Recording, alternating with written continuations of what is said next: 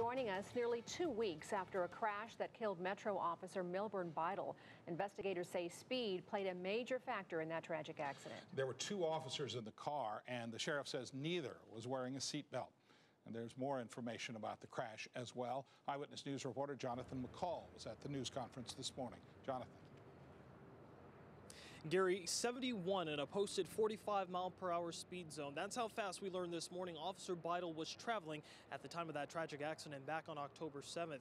As you mentioned, Sheriff Doug Gillespie also said that the other officer and Officer Beidel, David Neshawat, were not wearing their seatbelts at the time. But despite that and having to bury 2 officers this year because of fatal crashes, Sheriff Gillespie says just like the drivers they serve and protect, officers have to use good judgment when behind the wheel.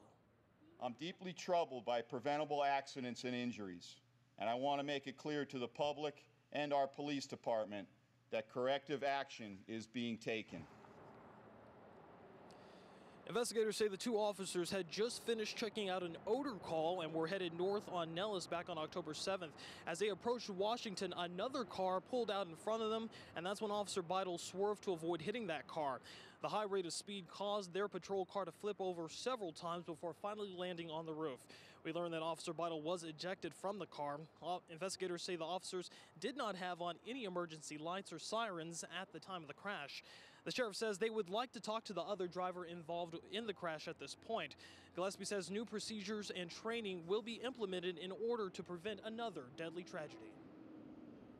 I would much rather hold our officers accountable by issuing citations or discipline for not wearing his or her seatbelt or for driving carelessly than to plan another funeral.